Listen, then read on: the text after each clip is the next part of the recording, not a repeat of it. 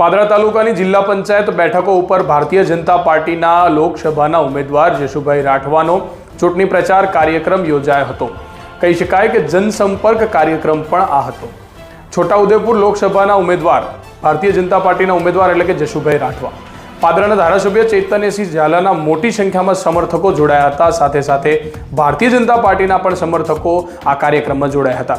ભાજપના ઉમેદવાર જશુભાઈ રાઠવાની પ્રચાર રેલીમાં તમામ બેઠકો જે છે પાદરા તાલુકાની જિલ્લા પંચાયતની તે તમામ બેઠકો આવરી લેવામાં આવી હતી અને પાદરા તાલુકાની તમામ જિલ્લા પંચાયત બેઠકોમાં જનસંપર્ક કાર્યક્રમ કરવામાં આવ્યો હતો। જન સુધી ભારતીય જનતા પાર્ટીના વિચારો પહોંચે, ભારતીય જનતા પાર્ટીના કામો પહોંચે તે પ્રકારના પ્રયાસો પણ કરવામાં આવ્યા હતા। પાદરા તાલુકાના ધારાસભ્ય ચૈતન્યસિંહ ઝાલા દ્વારા ભારતીય જનતા પાર્ટીના કામો તેમજ નરેન્દ્રભાઈ મોદીના કામો ગણાવી ભારતીય જનતા પાર્ટીના ઉમેદવાર જશુભાઈ રાઠવાને જંગી મતોથી જીતાડવા માટે પણ આહવાન